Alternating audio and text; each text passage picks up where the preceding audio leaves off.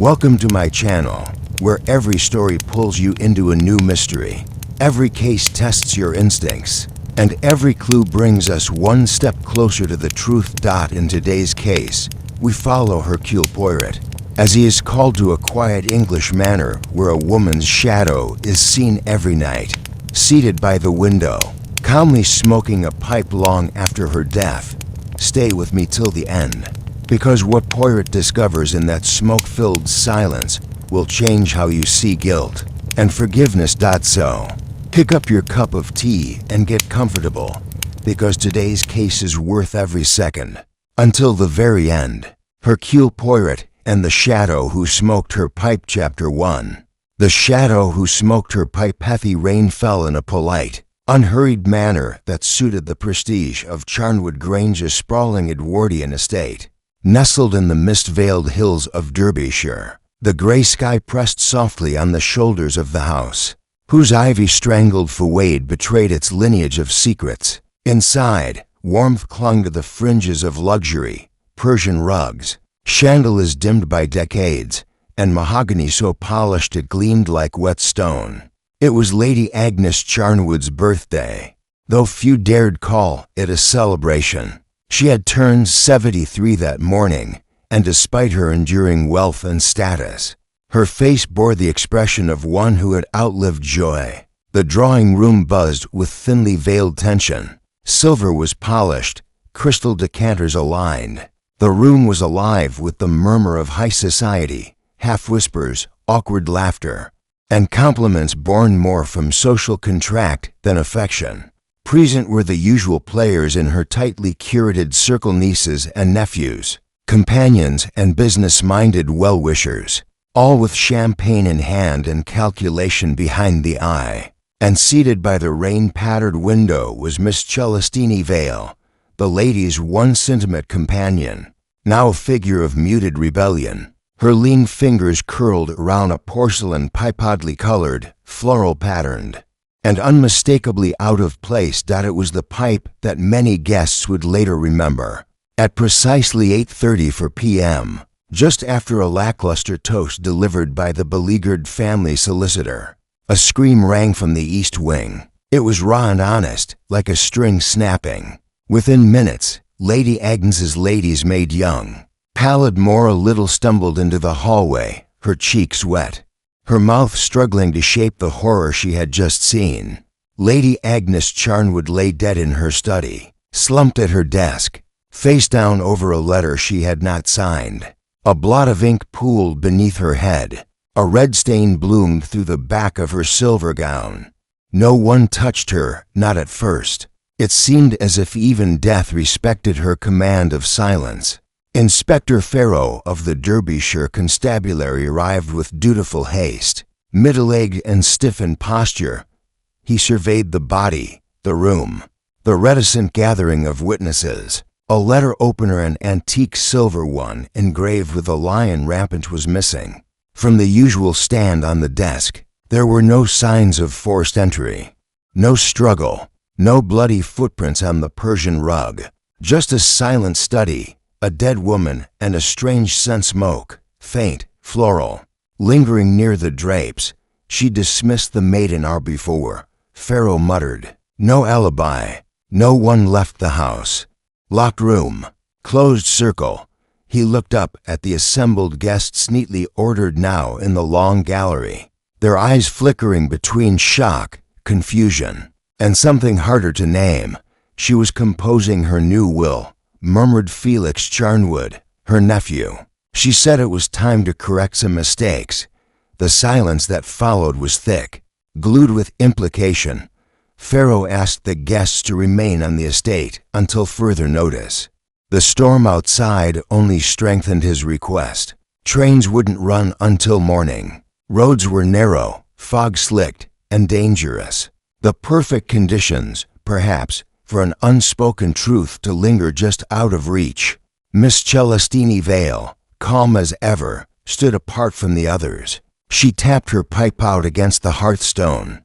Her eyes, gray and opaque as mist, revealed nothing. By 10 p.m., Poirot had compiled a list of names and began preliminary inquiries. Each guest claimed to have been in the dining room or parlor, or on the phone with someone miles away, but none could explain the letter Agnes had been writing, or the single muddy footprint near the French doors, too small for a man, too large for the maid. She must have let the killer in herself, Poirot reasoned aloud, scratching his jaw, or it was someone who never left. But no one moved. The pipe lay where Celestini had left it, cold now, but fragrant, an odd blend, lavender and something acrid, and it was then, just after midnight, that Poirot made the call to London.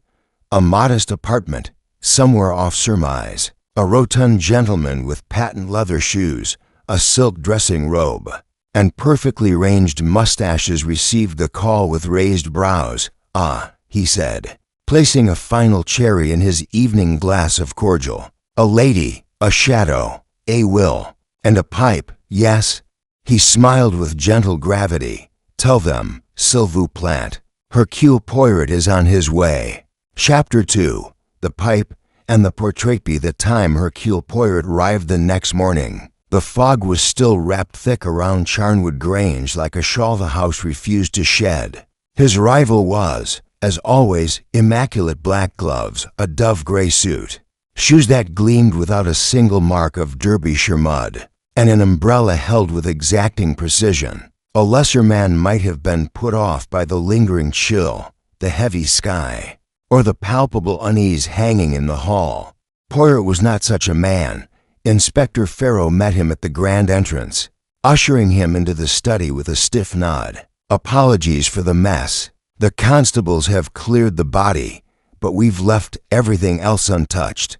Poirot stepped over the threshold. His gaze swept the room not once, but twice, first with the wide curiosity of a man taking in an impressionist painting, then again with the narrow scrutiny of a clockmaker. The desk was still as Lady Agnes had left it.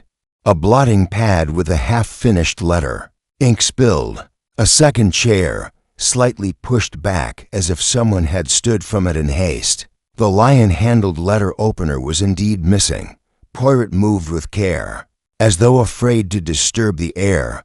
"Voila," he said softly, pointing to the window, one pane slightly ajar. "It doesn't open fully," Poirot said, "warped in the frame years ago. Still, nothing suggests forced entry. No signs outside, just the garden and mud. The only footprint was found inside, near the French doors. Show me, if you please." It was faint now, partially obscured by an officer's careless boot tread, but the shape remained a heel, pointed toe, slight indentation at the arch, not a man's shoe. Poirot murmured, "Yet not a servant's either. Something concealed." "Yes." He bent low and drew from his pocket a small handkerchief, immaculate, monogrammed. He dabbed once at the floorboard. "Damp. Someone passed here not long before the alarm.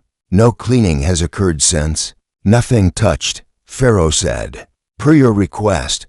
Poirot nodded with appreciation. Then his eyes turned to the hearth. The pipe dot sat in its familiar place, balanced on the edge of the iron grate. A curious object, white porcelain, with tiny violet petals painted along its bowl. A woman's pipe, and yet it bore the ritualistic pride of something long in use. Poirot lifted it carefully with a gloved hand. Still the faintest scent, lavender. "And opium?" He sniffed again, frowning. "A blend, yes, but not common. Not commercial. Something personal. Miss Celestini Vales," Poirot confirmed. "She admits it's hers. Smokes it every evening. In fact, Poirot said thoughtfully, "she is the only woman I have known who looks more comfortable with a pipe than a teacup." He replaced it carefully, then turned to the portrait above the mantel, a large oil painting of Lady Agnes in her youth. Painted at 30, perhaps. Sharp features, high collar, a look of command even then. "Do you notice, Inspector," Poirot said, stepping back, "that she is alone in this house even when surrounded?" Poirot furrowed his brow. "Meaning?" "Her portrait," Poirot said, gesturing. "No husband, no children beside her, no heirloom of sentiment. This was a woman who ruled, not shared. Poirot crossed his arms. She'd been estranged from her family for years. Only in the last few months did she begin allowing them back, perhaps. Because she was drafting a new will. Poirot's eyebrows lifted slightly. Ah, a will. Then motive is already whispering to us. They moved into the drawing room next, where the guests had gathered reluctantly, stiffly, with more glances at one another than at the teacups in their hands. Poirot entered, and his presence was immediate, not grand, but undeniable. A shift in gravity. Celestine Vale looked up from her seat by the piano. Her pipe was missing from her lips, but her gaze was firm. "You'll be looking at everyone, I suppose," she said, dryly. Poirot bowed with the hint of a smile. "Madam, I look at everyone, but see what others do not. That is the nature of my profession." She offered him a seat, but her expression never changed. Poirot declined with a polite gesture, choosing instead to stand. "I should like, in time, to speak with each of you, not as accusers, none but as participants in a moment that begs understanding. Lady Agnes did not die of age. She was murdered, and so we must understand not only what happened, but why." Felix Charnwood, tall, flaxen-haired, with the air of a man used to being both underestimated and overlooked, cleared his throat. "Forgive me, M. Poirot, but surely the answer lies in the will." My aunt had made no secret that she was planning changes. "Ah, monsieur," Poirot said, eyes narrowing slightly. "Yes, but what of the letter she was writing when she died? It was not her will. No, a personal letter. One she had not yet signed, addressed. To whom?" Felix looked down. "I don't know. Then we must find out. Because somewhere between a pipe's smoke and an unsigned letter," Poirot said, turning slowly back to the room, "is a shadow. And that shadow, Ms. Amos, still walks among us." The room remained silent as Poirot's gaze passed over each face, and in the corner, Miss Celestine Vale lit another match. This time, she did not smoke. She merely watched it burn. Chapter 3. Guests who do not grieveth. Fog lifted slightly by afternoon, unveiling thin slants of pale light through the high windows of Charnwood Grange. Poirot stood in the central hallway, surveying a set of family photographs lined along a curved wall, portraits that strained to project harmony. There was a tension in the poses. A woman who turned her face from the child at her side. A young man whose smile seemed borrowed. Poirot tilted his head. "Families, Inspector," he said softly to Poirot, who lingered just behind him. "They are the soil in which the roots of many crimes grow." By agreement with Poirot, the interviews would begin that afternoon. Poirot asked not for formal interrogations, but for conversations brief, cordial, disarming in their lack of pressure. He began with Felix Charnwood, whose sharp suits and understated cufflinks betrayed ambition thinly veiled by grief. They sat in the conservatory, where the scent of dying roses mingled with the last remains of a distant lunch. Felix crossed his legs, adjusting his collar as if performing for an invisible camera. "She was a difficult woman," he said, voice carefully measured. "Not cruel, no, but exacting. Her love was conditional. I hadn't been to the house in 5 years until recently." Poirot nodded. "And yet she invited you back." "Pourquoi?" Felix shrugged. "She said she was tired, that she wanted the family round her again. I believed it was about legacy. And the new will? She hinted at it. I assumed well, I hoped I would be included. Not because I asked for it, but because I stayed loyal when others took advantage." Poirot leaned forward slightly. "Who took advantage?" Felix's lips parted, then closed again. He looked to the window. "You'd best ask my cousin Lydia. She's good at putting herself forward when it counts." Poirot made a small mental note. Miss Lydia Charnwood came next, a woman in her late 30s, dressed in fine beige linen, with a silk scarf knotted tightly at the throat. She did not sit. She paced slowly, deliberately, like one accustomed to owning the floor. "I loved my aunt," she said, "but she was stubborn. She believed sentimentality was weakness. She didn't even allow flowers at her husband's funeral. Said decay does not deserve perfume. Can you imagine?" Poirot did not flinch. "And yet you returned to her household." "I was summoned," Lydia replied with a brittle smile. She said there were things she wanted to put in order. She had grown afraid of the wrong people being remembered.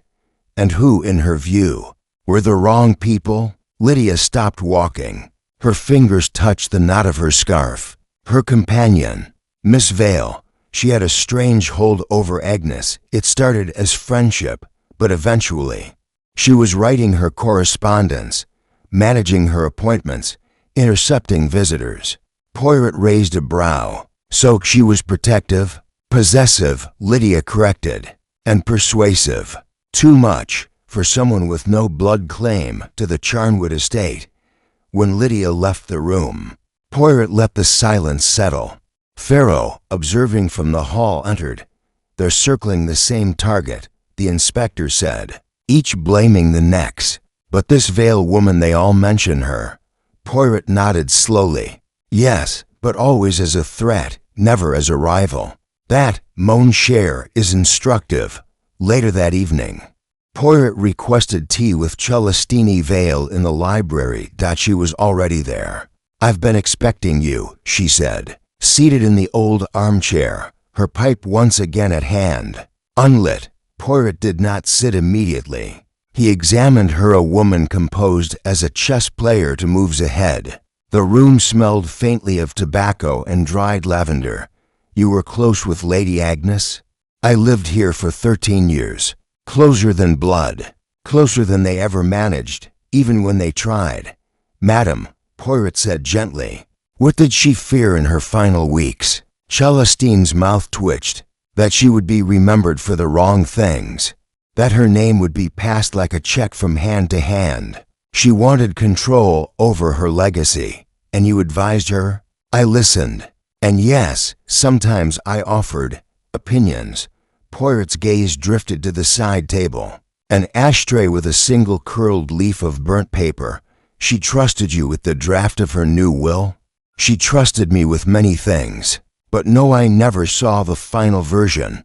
Poirot picked up the pipe, examined it again. "You smoke in lavender. But last night, someone said it was laced with something more curious, a trace of opium." Her expression froze. She had taken to it in small doses, Celestine said quietly. "For her nerves. Her heart had been weakening." Poirot replaced the pipe. "Was it administered in the tea?" "No, she infused the tobacco herself. It helped her sleep. Last night, did she smoke alone?" Celestine finally looked away. "She always locked the study after 9. I went to bed. I heard nothing." Poirot rose. "Thank you, madam. You are calm in grief." Celestine met his eyes. "Grief doesn't always weep, Poirot. Sometimes it smokes quietly in the dark." And Poirot left the room, thoughtful, as a shadow moved behind the lace curtain on the far side of the room. Someone had been listening. Chapter 4. The Locked Studith at Night. The atmosphere in Charnwood Grange deepened into something heavier than silence, something nearer to waiting. The guests had receded to their respective quarters or private corners, but no one truly slept. Poirot remained in the library until the fire had burned itself low, watching the flames collapse into memory. At 10:30. He requested access to the study once more. Inspector Farrow accompanied him, key in hand. "We've sealed the door since the body was removed," he said. Still no sign of the missing letter opener. The door creaked open with reluctance, as though it had suffered something and wished to remain closed. Poirot stepped inside. The study was not a large room, but it possessed a certain weight. Oil paintings of long-dead Charnwoods, heavy curtains that had once been crimson, and bookcases lined not with well-loved volumes, but untouched bindings, a collection curated to suggest authority. Poirot moved directly to the writing desk. The ink blotter was dry now, but the pages remained. The topmost sheet bore a single line. Unfinished. To amend what I have allowed too long, nothing more. No name, no date. No signature. Poirot tilted his head and murmured, "A beginning that fears the end." He lifted the sheet with delicate fingers and examined the pages beneath. Clean, untouched. The nib of the fountain pen had snapped slightly, as though pressed too hard in a moment of agitation. Behind him, Poirot ran a gloved hand along the frame of the French doors. "Still locked from the inside," he confirmed. "Latches intact, glass undisturbed." Poirot moved to the fireplace once again. The scent of the pipe lingered, ghostly and sweet. Then, something caught his eye in the hearth. A thin, blackened curl of paper nestled beneath the grate. He stooped, retrieving it with tweezers from his pocket. "Mon ami," he said quietly. "See the ink here? A seal, a crest, maybe." Poirot leaned in. "Could it be the will? Or a copy?" Poirot replied. "But if it was burned, it was not done thoroughly. And if someone burned it here, they either panicked or wanted it known." Poirot straightened. "But why destroy a will unless it threatens someone's claim?" Poirot's eyes twinkled. "Ah, that is the question beneath all others. Who benefits from silence?" A knock at the study door interrupted them. A maid stood there more a little, the same girl who had discovered the body. Her face was still pale, her eyes ringed with exhaustion. "Begging your pardon, sir," she said softly, "but I remembered something strange. Something about the door last night." Poirot turned gently toward her. "Oui, mademoiselle. Please come in." She stepped lightly, like someone entering a chapel. "When I brought Lady Agnes her tea, just after 8, she told me not to return. But when I went back to clear the tray before bed, the door was locked, just as she said. Except, yes," Mora swallowed. "I thought I heard her voice, talking to someone." Poirot remained still. "A man or a woman?" I couldn't tell. Only the rhythm. She always spoke in a slow, clipped way. But this was faster, softer. Poirot's gaze sharpened. "Was the tray removed?" Mora hesitated. "No, sir. It was still inside this morning." Poirot scribbled something down. Poirot simply nodded. "Merci, Mora. That is most helpful." After she departed, Poirot wandered to the small tray table near the desk. A single cup sat there, the tea long since cold, with faint residue along its edge. He lifted the cup to the light.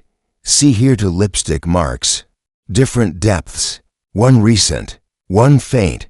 Poirot's brows rose. "So, she shared her tea? Or someone tasted it after?" They stood a moment longer in the dim room, the fire out, the air cooled by absence. Poirot moved to the far wall, where a display cabinet stood beside a carved grandfather clock. Inside were trinkets, a miniature harp, a figurine of a falcon, and nestled discreetly, a velvet box lined with silk. Poirot opened it slowly. Empty. "Once it held something valuable," he said. "Jewels, perhaps. Lady Agnes's emerald pendant," Poirot confirmed. "It hasn't been seen since her death. Might have been stolen." Poirot shut the box with care. Murder is often accompanied by greed. But this is more than theft. It is theater. Someone wanted this to look like a simple crime, but they chose the study. They chose a letter never sent. They chose smoke and velvet. Poirot frowned. "So what now?" Poirot's mustache twitched with satisfaction.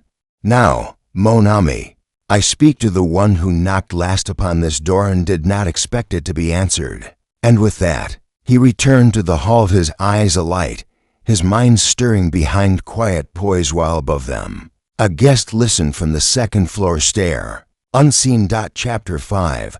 Conversations with shadows. Morning broke late over Charnwood Grange, as if the sun itself were reluctant to intrude. The estate remained hushed, save for the occasional shuffle of constables or the faint clink of china from the kitchens. Poirot requested his breakfast in the east-facing salon, a modest meal, perfectly ranged, and took his coffee with quiet contemplation, eyes drifting over the frost-laced garden beyond the window panes. By mid-morning, he had begun his interviews in earnest. He started with Maura Little. She was seated rigidly in the drawing room, hands folded in her lap, her uniform immaculate. Poirot approached her not as a detective, but as a gentleman taking a delicate interest in the world she occupied. "You were fond of Lady Agnes?" he asked softly. Maura nodded. "Yes, sir. She was strict, but she kept her word." "That's more than most."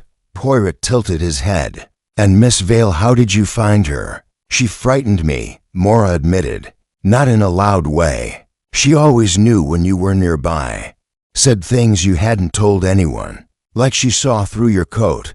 Poirot smiled faintly. "A woman of perceptiveness, perhaps." Maura didn't smile back. "Or a woman who listened at doors." Poirot let that rest a moment.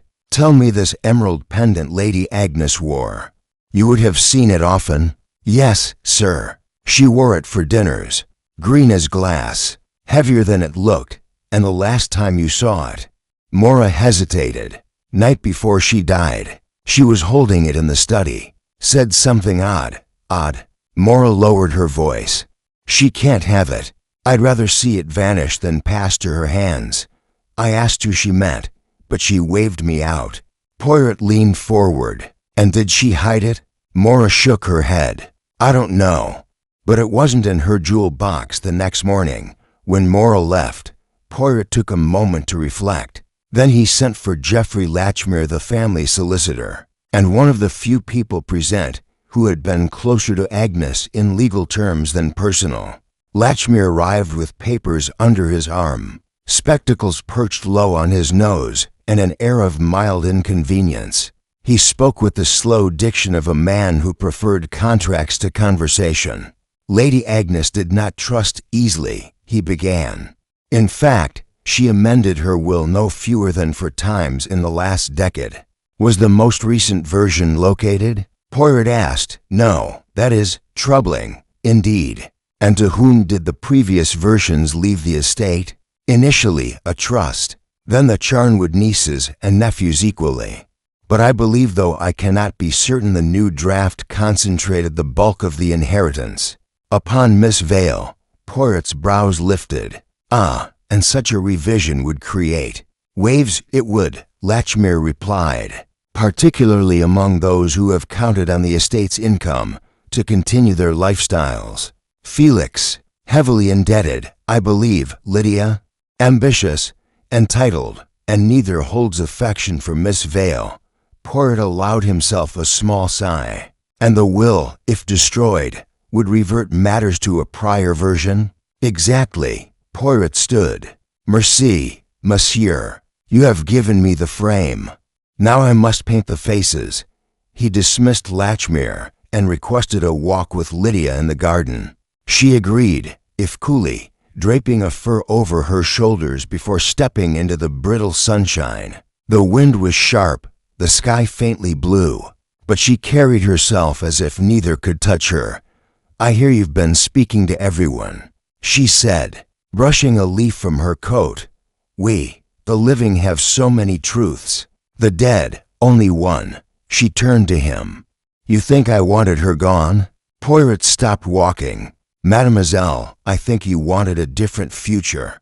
But to want is not to kill." Lydia said nothing for a long moment. "Then she was going to disinherit me. I know it." Celestini had turned her, and the pendant.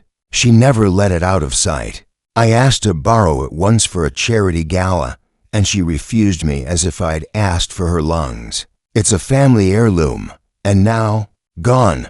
Poirot gently touched his mustache. "Perhaps not gone. Perhaps hidden." Lydia's gaze narrowed. "Hidden by whom?" Poirot merely smiled. "The better question, mademoiselle, is who needed it to disappear more than they needed to inherit it." As they returned to the house, Poirot noticed Felix Charnwood watching from the upper window. Not angry, not curious, just watching as though he were counting each moment Poirot spent with someone else. The detective felt the weight of the emerald pendant even in its absence, and far below, in the garden's overgrown edge, something green glinted beneath the frost. Unseen for now, but not for long. Chapter 6, The Emerald Ghost That Afternoon. The frost softened just enough to draw out a breath of damp earth. Poirot, having completed his garden walk with Lydia, requested solitude and returned alone to the outer edge of the grounds. A grove of old yews bordered the lawn where the grass dipped slightly a forgotten corner, where ivy clung to broken statues and the stones of a former sundial lay shattered beneath a naked oak dot. It was here. As the wind swept low through the hedgerow, that Poirot saw it again. A glint, not a jewel's brilliance, but something dulled by earth and time. He knelt carefully, fingertips brushing through the leaves, beneath a blanket of brown ivy. Caught in the roots of a weather-worn planter was a chain fine gold, thin but sturdy. Poirot traced its length to a heavy pendant, caked in soil but unmistakable, an oval-cut emerald set in antique silver filigree. Even in shadow, it shimmered faintly. Ah, Poirot breathed. La voila! He did not remove it. Instead, he surveyed the surrounding ground. No footprints led here, no obvious trail. Someone had come deliberately, avoiding soft patches, tucking it into a place where time itself might forget. Poirot stepped back, withdrawing a handkerchief from his pocket and folding it over the pendant with fastidious care. As he returned to the house, a small smile lifted the corners of his mouth. It was not a smile of triumph, it was the beginning of understanding. By the time he arrived in the study, Inspector Farrow was already waiting. "You found it?" Farrow asked, as Poirot presented the handkerchief. "We, not far from the sundial." Farrow opened the cloth and exhaled. "Well, this confirms theft." Poirot gently closed the handkerchief again. "Not theft, mon ami. Symbol. You see, if one were to murder for inheritance, one might try to claim the emerald pendant, not bury it. No, this was hidden. It speaks of fear." Farrow frowned. "So someone wanted it to vanish, not profit from it. Just so, to deny it to another. It is not a murder for possession, it is a murder of removal." Farrow scratched his head. "That's backwards." Poirot gave a small shrug. "Not for the human heart." They sat in silence for a moment. Then Farrow said, "We've finished searching Miss Vale's quarters. No sign of the will. But we did find this." He passed over a small velvet diary. Its lock snapped. Poirot opened it with great care. Inside, the pages were sparsely filled. Most entries were unemotional brief notations of weather, meals, errands. But 3 days before the murder, one note stood apart. She asked again if I would remain if the others turned. I told her I had already chosen. She said that sealed the matter. Poirot read it twice. Then once more, she chose loyalty. He said, and so Lady Agnes made her final decision. Farrow leaned in. Which was? Poirot closed the diary. To change everything, at Poirot's request. The guests were asked to remain in the drawing room once more. The same space, the same seating, but now the atmosphere was brittle, no longer muffled by shock, but sharpened by suspicion. Felix stood near the fireplace, arms folded. Lydia sat apart from him, her gloved fingers tapping restlessly against her teacup. Celestine Vale, as always, remained composed. She sat nearest the window, where light carved a narrow path across her lap. Poirot entered without fanfare. He set the folded handkerchief on the sideboard and let it rest there, unopened. "I have walked your gardens," he began. "I have studied your books, your letters, your faces, and I begin, at last, to see clearly." He turned slightly. "Mademoiselle Lydia, would you say you are a patient woman?" She blinked. Yes, I suppose." "Then why does the tea in your hand tremble?" She flushed, steadying it quickly. "Because you're circling us like wolves. No one likes being hunted." "Ah, but madam," Poirot said, "I am not a wolf." I am a gardener. I find what has been buried." He turned to Felix. "And you, Monsieur, how long have you known your debts would never be forgiven?" Felix straightened. "My finances are not your concern, but they are the concern of a will, are they not?" Felix's jaw tightened. "I had no reason to harm her. No." Poirot's gaze sharpened. "You expected to benefit, yes? But what if you learned she had rewritten everything, and that you who believed himself the future of the estate were no longer named?" Felix said nothing. Celestine's voice entered the room like cold wind. "You're accusing everyone." "No, madam," Poirot said gently. "I am observing everyone, and in observation, I see contradiction. You, who say you went to bed early, left ash on the stair rail outside Lady Agnes's study. A pipe's ash, lavender and opium. Why there, unless you listened?"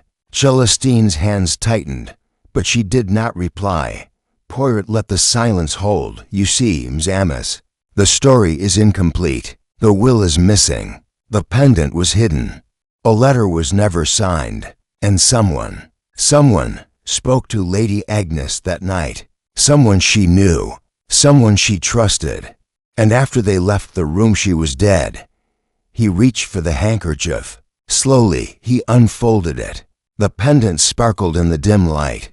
"Tell me now who among you feared what this symbol might bring." No one moved, but someone, somewhere in that room, had begun to sweat beneath their collar. Poirot saw it.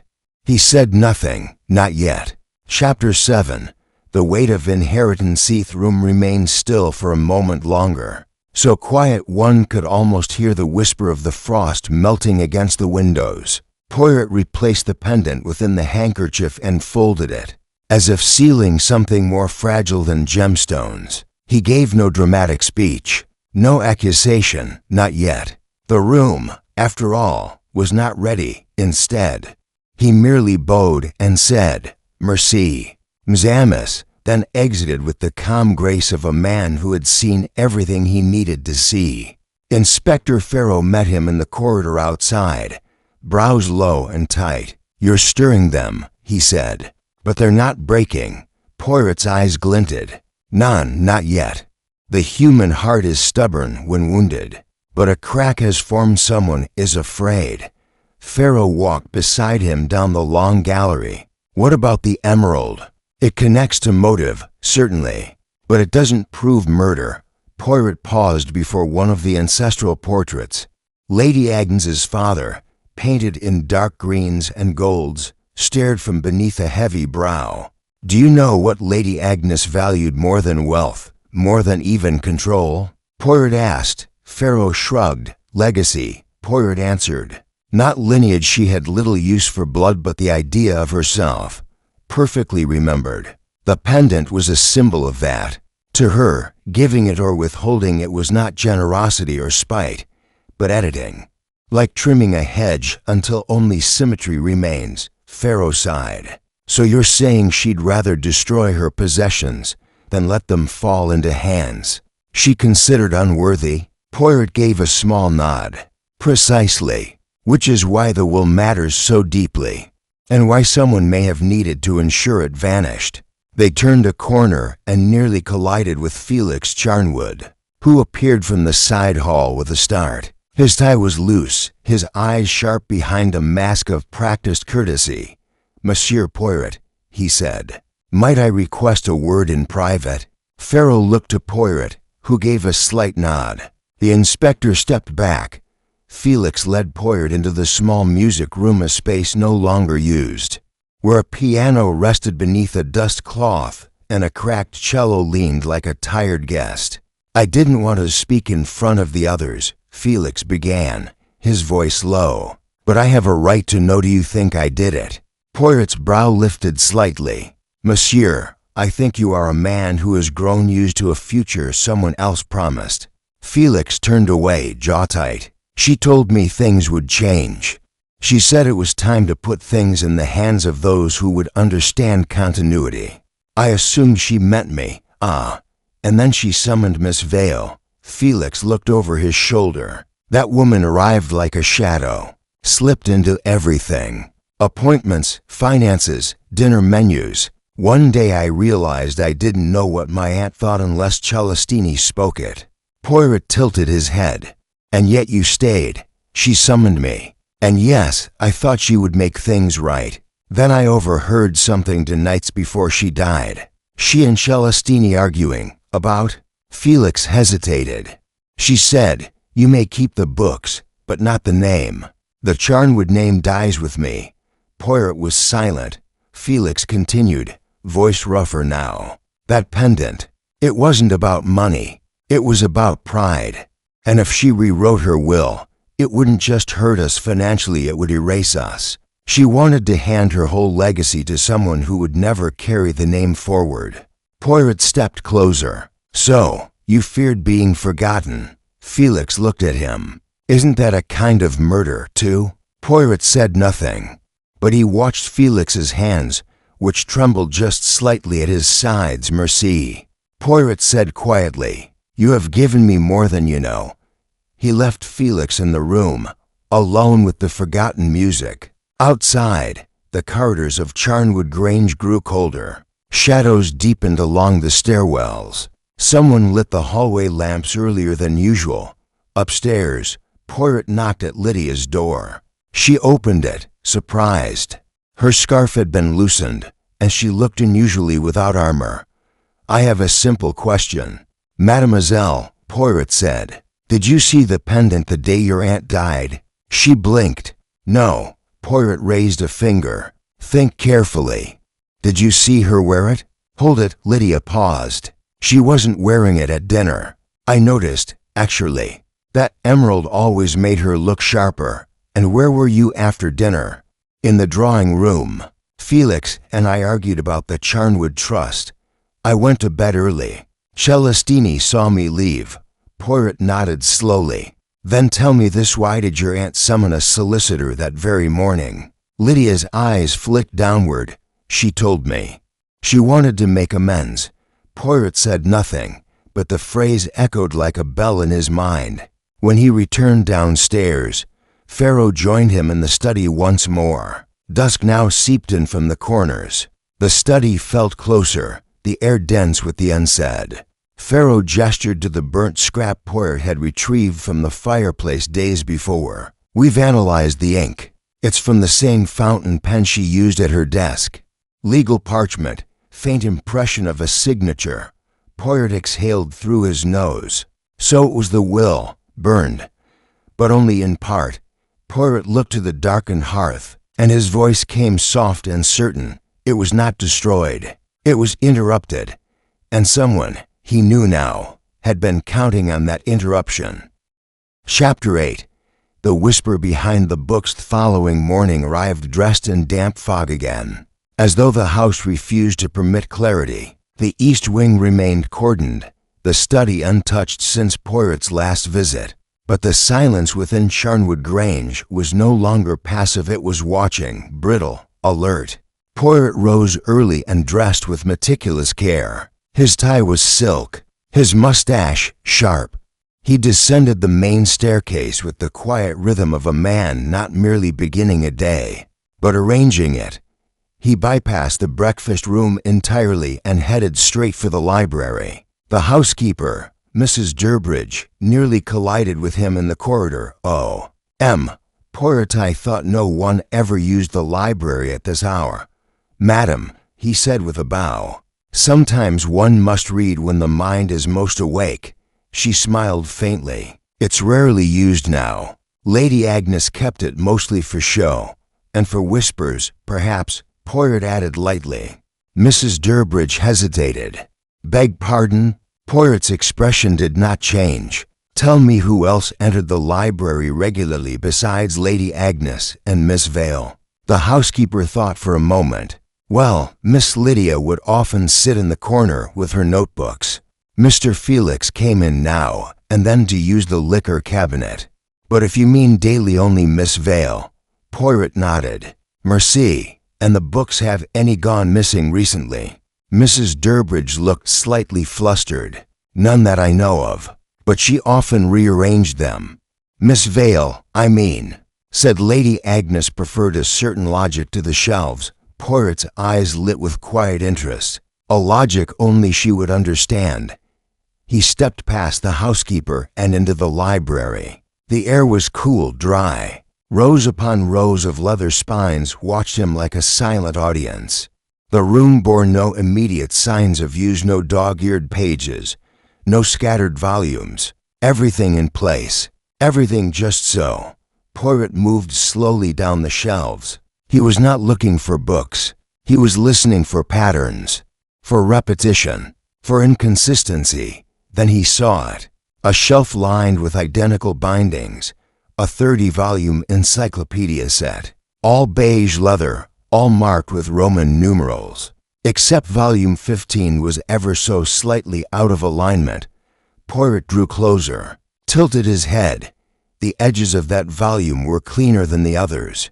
Barely dusted, he reached out, grasped the spine, and pulled. It did not come easily. It caught for a moment, then released with a soft snap.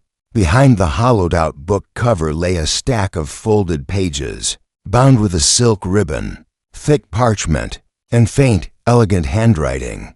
On the topmost sheet, Poirot held it to the light. The Last Will and Testament of Lady Agnes. Charnwood, signed, witnessed, undated but unmistakably recent. Poirot breathed in through his nose, calm and precise. Then, carefully, he returned the ribbon and tucked the bundle into his coat. Behind him, someone moved. He did not startle. "Madame Vale," he said without turning. She stood by the door, arms crossed, her gray dress catching the dull morning light. "You always did know where to look," she said softly. Poirot turned now. Why hide it? Celestini did not step forward. "She asked me to. She told me, if something happens, don't let them twist it. Keep it safe until the right eyes find it. She was afraid." She said it plainly. "Of whom?" "She never said a name," Celestini replied. "Only that legacy was louder than reason in this family." Poirot studied her carefully. "Did you know she planned to leave you the majority?" "I suspected," she said. "But she never said it directly." "I didn't ask." "Why not?" "Because I didn't want to owe her," Celestini said. "I wanted her to choose what was right without being prompted." Poirot considered this. "You did not kill her." Her eyes flared, but her voice stayed level. "No, but I feared that someone else might." Poirot stepped past her gently. "You may not have burned the will, madam, but you let it go cold in the dark." She did not answer. Moments later, Poirot stood once again in the study with Pharaoh, laying the rediscovered will upon the desk like a revealed secret. Pharaoh whistled. "Well, that's the knife in the back for half the family." Poirot's smile was distant. "More than half. This changes everything. Motive becomes legacy. Legacy becomes inheritance. An inheritance, monsieur, becomes murder." They read the contents quickly. The bulk of the estate was indeed bequeathed to Celestini Vale with a small annual stipend to Lydia and Felix. A token gesture meant more to soothe appearances than to satisfy expectation. There was also a peculiar line in the final paragraph. "To my nephew Felix. I leave nothing save the ledger he has so carefully kept hidden in his drawer. He will know what it means." Pharaoh scratched his head. "A ledger?" Poirot nodded. "Which, if we are very fortunate, still exists." He instructed Pharaoh to request the cooperation of Felix Charnwood for a final search of his study. But Poirot had already begun to map the landscape of the mind behind this crime. Fear of erasure, fear of exposure, and the small, human tragedy of a name losing its place in history. And somewhere among the pages of a missing ledger was a final thread, a number, a debt, a line of ink that would soon unravel everything. Chapter 9. The ledger in the drawer. Felix Charnwood was not in his study when Poirot and Pharaoh arrived, nor was he anywhere in the East Wing. A maid reported having seen him walking quickly toward the stables shortly before breakfast, but the groomsman claimed he hadn't taken a horse. A silent unease began to settle into the bones of the house. Still, Poirot made no haste. He entered the study slowly, brushing a gloved hand across the desk as if reintroducing himself to the room. Poirot, less patient, strode directly to the small filing drawers beneath the tall bookshelf where Felix conducted what little business his dwindling funds allowed. It took only moments to find it, a black leather-bound volume, the cover worn smooth at the corners, no title, no ornamentation. Poirot placed it gently on the desk and opened it. Ledgers indeed, but these were not formal accounts. They were not intended for tax or inheritance. The pages contained something else: handwritten lists of transfers, discrete payments, withdrawals, under-coded entries, and notes in the margins. Deferred await estate resolution. Still pending. Agnes must not know. Poirot leaned closer. "Ah," he said softly. "It is always the margin where the truth waits." One page bore a final entry in a bolder hand, dated just 3 days before the murder. Requested full withdrawal from Charnwood Trust. Application denied. Requires trustee sign-off. Ag uncooperative. Poirot looked up. Agnes? Poirot nodded. It appears Felix attempted to extract himself from a financial noose. But the noose had a name. Poirot flipped back through earlier pages. There are payments to Lydia too, he said. Smaller, less frequent, described as consulting fees and social commissions. But some are oddly timed. Poirot tapped the open page with a gloved finger. Look here, this entry aligns with the date Lady Agnes first met with her solicitor. About the new will. 2 days later, Felix tried to move funds. She refused, and the day after that she was dead. Poirot exhaled. So he feared discovery, and motive was no longer money, it was exposure. Poirot closed the book. None, it was pride. Felix feared being unmasked, not impoverished. And in families such as this, reputation is the greater currency. He gestured for Poirot to keep the book, then turned back toward the hallway. We must find him, calmly, quietly, before he does something foolish. But Poirot did not move with urgency. He knew something more, that guilt when combined with desperation tends to return not to hiding, but to performance. And Felix was not the kind of man to disappear without ensuring his exit was seen. He was found. Just before noon, not far from the drawing room, standing before the portrait of Lady Agnes, staring at it as though it might speak. Poirot approached alone, dismissing the constable with a nod. Felix didn't turn as Poirot arrived. She hated me in the end, he said. Non, monsieur. She was disappointed. There's a difference. Felix gave a bitter laugh. That's not comfort. Poirot said nothing. Felix finally turned, his hands at his sides. You've seen the book. I have. I didn't kill her, Poirot. I wanted to. I was furious when she blocked the funds. But I didn't. I didn't do it. Poirot studied his face. And yet you burned the will. Felix flinched. Yes, Poirot said gently. It was you. You argued with her that night. You waited until she was alone. You knocked, she let you in. You threatened her with disgrace if she rewrote the estate. Felix spoke in a whisper. She laughed at me, and when she refused, you panicked. You didn't strike her, you didn't have time. But the will on her desk, half finished, unsigned. You snatched it, fed it to the fire, then fled, not knowing she had hidden a second copy.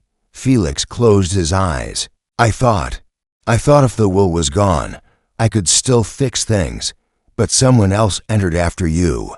Felix looked up now. You believe me? Poirot nodded slowly. I believe you burned the will, but I do not believe you killed her. Felix sat heavily on the window bench, as if drained. So who did? Poirot folded his hands. That, monsieur, I am beginning to understand. Because you see, someone else watched you enter that room. Someone who realized Lady Agnes was writing to things, a will, and a letter. Felix frowned. Letter. Poirot met his eyes. A letter of accusation. But it was never signed. Felix shook his head. I didn't see it. Poirot nodded.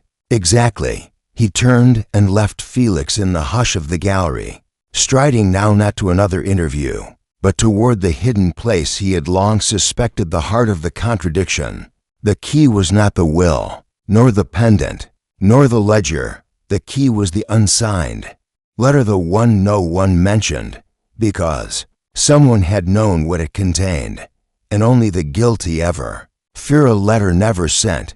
Chapter 10. The letter that waiteth. West-facing parlor was quiet at that hour, lit only by a single oil lamp and the pale remnants of morning light slipping through gauze curtains. It was a room seldom used, far from the grand salon or the formal dining hall. Poirot had requested it specifically. Celestine Vale entered as though stepping onto an empty stage. She wore a charcoal gray gown with buttons fastened to the throat. No pipe today, no lavender haze, only her steady, unreadable expression. Poirot motioned gently to the settee across from him. "Merci, madame. I hoped you would come." Celestine sat without speaking. Poirot folded his hands. "You are a woman accustomed to knowing things before others do. That is a rare trait." She tilted her head faintly. "And dangerous, if misunderstood." "Just so," Poirot said. "But it is often not what we know, but what we hide, that becomes dangerous." She smiled. "Just barely. You think I'm hiding something. I think," Poirot said carefully, "that you have protected something, and now that thing has turned into a shadow." Celestine's fingers knotted together. She did not reply. Poirot continued softly. "The letter Lady Agnes was writing at the time of her death, it was not a will. It was not financial. It was personal, emotional, a statement, one that named someone she no longer trusted." Celestine remained still. Poirot leaned slightly forward. Felix burned the unsigned will, but he never touched the letter. And yet it vanished. Only one person could have taken it. Her voice came quiet, almost flat. "You think I removed it. I think you found it after the murder, and I think you kept it, believing it would shield the truth until you were certain whom it condemned." She looked away for a long time, then finally said, "I didn't know who to trust." "None," Poirot said. "You suspected everyone, even yourself." He withdrew a folded sheet of paper from his inner pocket, aged, creased, the bottom edge torn and warped slightly by ink. It was not the original, but a transcription Poirot had reconstructed from faint impressions left on the blotter. She wrote. He read aloud. "I never saw it until today. Not in the lies, but in the silence, the omission, the convenience. I have been a fool, and so I must say it clearly. If something happens to me, look to the one who never asked for anything, yet needed everything." He looked up. "Does that sound like you, madam?" Celestine's throat moved, but she did not speak. Poirot said softly, "You were Lady Agnes's closest companion, and yet, in the final days, she kept her suspicions from even you. That must have stung." "I wasn't her daughter," Celestine whispered. "No matter how much I sacrificed, I was her reflection, useful when needed, vanished when not." Poirot waited, allowing the silence to draw a breath. Celestine straightened at last. "I did find the letter, crumpled beneath the edge of the desk, behind the cabinet. I didn't know what to make of it. It didn't name anyone. Just that line, the one who never asked but needed everything. And who did you believe she meant?" "I wasn't sure," Celestine said. "Lydia, perhaps." She always slinked into her aunt's affections when the wind turned. But lately there was something else. Someone else. Poirot nodded slowly. Someone whose entire presence was built on need, not desire. A pause. Then Celestine said, quietly, "The maid." "Oui," Poirot said. "More a little, polite, pale, grateful to serve. But not just any maid, non. An orphan brought in from a cousin's connection. A girl who studied Lady Agnes's routine with precision. Who listened. Who watched." Celestine's eyes narrowed. "She was a child." "Was," Poirot agreed. "But children grow. And sometimes they grow resentful when told that loyalty does not equal inheritance. Celestini sat back, stunned. You think? Poirot nodded once. I believe Mora found the letter while clearing the tray. I believe she realized Lady Agnes had discovered something that threatened her presence in the household. Celestine's voice cracked. But what would she gain? Not gain, Poirot said. Protect the illusion of place. If Lady Agnes had uncovered some small theft, a missing brooch, a misplaced coin, or suspected her of manipulating others, she may have planned to dismiss her.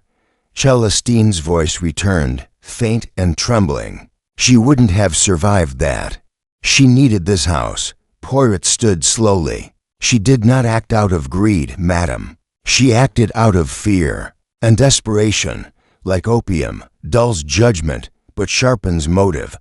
Celestini stared at him, the weight of the revelation dawning in her face. Poirot turned toward the window, watching as two constables crossed the lawn. Mora Little's figure moved beyond them, stepping through the side door with a tray balanced in her hand. Her face was calm, unassuming, but Poirot saw it now how carefully composed she always was, how her grief had no edges, how her loyalty had, perhaps, turned inward. He looked back to Celestini. The letter was unsigned, but the truth, madam, it carries its own signature. And then he left the room quietly, like a man who had read the final page before the others reached the turning. Chapter 11. A house built on quiet Mora Little moved through Charnwood Grange like a thread visible only if one looked long enough at the seams. She was neither invisible nor intrusive, simply present in every moment that did not demand attention. She poured tea without a tremor, folded linen without sound, and vanished before her presence could linger in the air. But this morning, Poirot did not allow her to vanish. He found her in the morning room, carefully arranging a fresh vase of gardenia on the sideboard. The smell was crisp, clean, a stark contrast to the undercurrent of tension that filled the house. Ah, Mora, Poirot said with deliberate cheer, such a steady hand. It is a gift. Mora turned, startled. Oh, thank you, sir. Do you mind if I sit while you work? Her eyes flicked to the vase, then back to him. Of course not. Poirot eased into a cushioned armchair near the hearth. He watched her for a moment, observing not just movement, but restraint.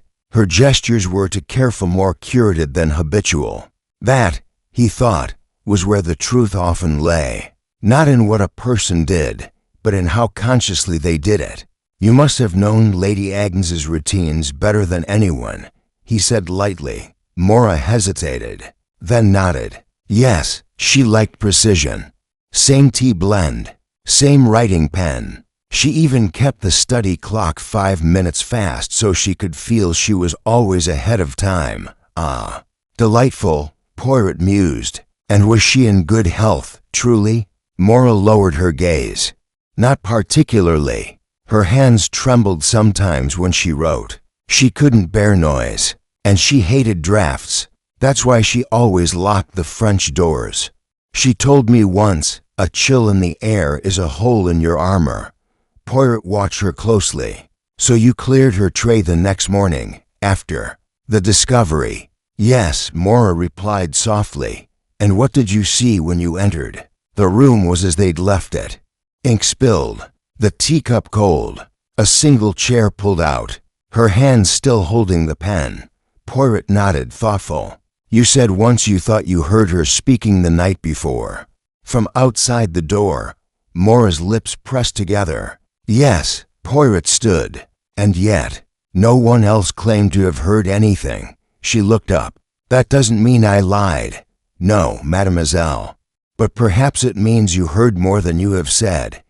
He stepped closer, his voice quieter now. You were fond of Lady Agnes, yes? Mora's voice tightened.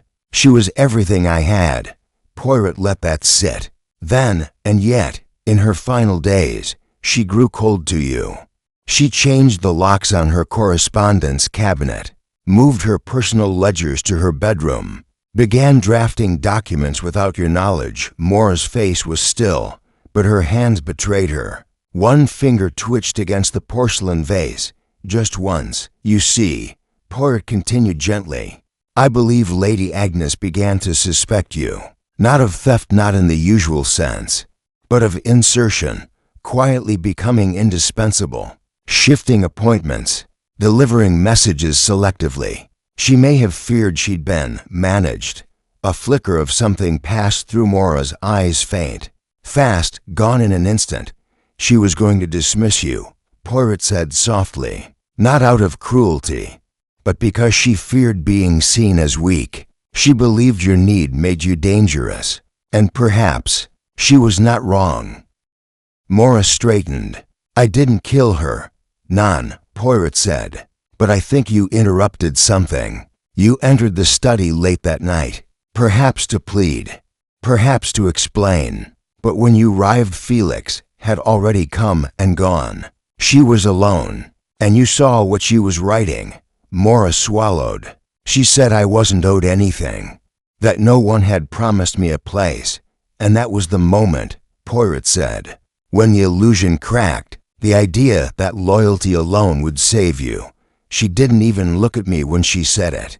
Mora whispered, just dipped the pen again, and went back to writing.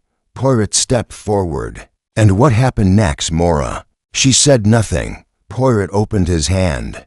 Resting in his palm was the burned scrap retrieved from the hearth, the piece of the missing will, still faintly bearing Lady Agnes's handwriting. I think, he said, you took the letter and fled. You left her alive, but the fear of losing your place had already ignited something in you. So when she was found dead the next morning, you told yourself you'd done nothing. I didn't, she started, then stopped, Poirot said. But you never told anyone you had seen her alive, because if you did, you might have to explain why you were in the room. Tears welled in Mora's eyes, but did not fall. I just wanted to matter, she whispered. Poirot bowed his head slightly. We all do. A long silence passed. Then Mora straightened, wiping at her face with the back of one hand. What happens now? Poirot's voice was kind, but firm. The truth must be known, and then perhaps a softer justice can follow. But it begins with honesty. He turned toward the door. Behind him, Mora stood very still, as the weight of a quiet life finally made itself felt. Chapter 12. Echoes in the stairwell. Be early evening. Charnwood Grange had retreated into itself. The wind had returned, not the cutting kind, but a low murmur like breath along the walls. Poirot ascended the main staircase slowly, each footstep deliberate against the fated runner. He carried with him no notebook, no files, no clues, only a certainty that had sharpened into something heavier than theory. Outside the drawing room, he paused. From within came the faint clatter of a teacup and the rustle of fabric. Lydia and Felix had retreated there earlier, summoned by a formal but gentle request. Celestine Vale sat near the hearth, her posture ramrod straight, her eyes on the flames, and in the corner, silent and ghostlike, stood Mora Little. Poirot entered, greeted by a hush. Mzamas, he said, pausing in the doorway, you are wondering why I ask you here once more, why I prolong this strange vigil. Felix folded his arms. Because someone here murdered my aunt. Poirot inclined his head. We, but not out of greed, as many believed, nor ambition, though that too played its part. This crime, like most, was born of a need not to gain, but to keep. He stepped forward slowly, his voice growing more measured. You see, there was no grand inheritance scheme, no hidden fortune locked in a drawer. The money, the pendant, even the will, these were merely shadows dancing on the wall. The truth is simpler and more devastating. He turned to Lydia first. You, mademoiselle, played your games with elegance, aligning yourself with whichever relative had the ear of your aunt. You resented Miss Vale, certainly, but not enough to kill. Lydia looked away, expression tight. She was suffocating her, perhaps, Poirot allowed. But Lady Agnes had been suffocated by many things far longer than that. Her illness, her legacy, her memories. Then Poirot turned to Felix. You, monsieur, burned the will. A crime of cowardice, not of violence. Felix tensed. I've already admitted that. And your cowardice, Poirot said evenly, allowed the real crime to take place. You fled when you saw your aunt could not be persuaded, and you left the door ajar. The fire crackled. Poirot now faced Celestine Vale. And you, madam, you knew more than you claimed. You found the second copy of the will. You kept it not to protect yourself, but perhaps to protect the memory of the woman you served. Celestine met his gaze squarely. You think I would protect her murderer? I think, Poirot said, you didn't know who that was until this morning. And once you suspected it hurt more than you cared to admit. Then he turned, slowly, to Mora. She did not meet his eyes, Mora little. He said gently, it is time. Everyone turned toward her. Poirot stepped closer, but not too close. His voice softened. You were not born to this house. You served it, lived quietly inside its walls. You knew Lady Agnes's rhythms, her habits, her rituals. And one day, when she looked at you not as her companion, but as an interloper, you broke. Mora whispered, no, you didn't plan it. You didn't poison her tea. You didn't stab her in her chair. But when you came to plead perhaps one final time and she looked at you, like she was already erasing you, something inside you shifted. Mora shook her head, her hands trembling now. She dismissed you with words too sharp, called your need presumption, called your presence a mistake, and you already teetering on the edge of invisibility reached for something. A candlestick, a letter opener. Felix flinched. It was missing. Poirot nodded. Yes, you picked it up, Mora, not to kill but to frighten. But Lady Agnes, proud to the end, did not recoil. She turned her back on you, and in that moment, your fear became action. Mora's voice broke through the room, thin and raw. She told me to leave. After everything, I thought I was her family. She looked at me like I was just staff. Poirot's voice was quiet. And so you struck. Silence descended. Even the fire had gone still. Mora stood frozen. Her face crumpled, but no tears came. I didn't mean to. I just wanted her to listen. She always said I mattered, but only when no one else was looking. Lydia stared, pale. You killed her over hurt feelings? Poirot raised a hand. None. She killed over identity. The slow erasure of the self is a violence few recover from. Lady Agnes may not have seen the depth of what she denied. Felix turned away, expression unreadable. Celestine rose and crossed to Mora slowly. She did not touch her, but she looked at her long and hard, like someone seeing a face that had always been just out of focus. Poirot finally spoke again. The authorities will take it from here.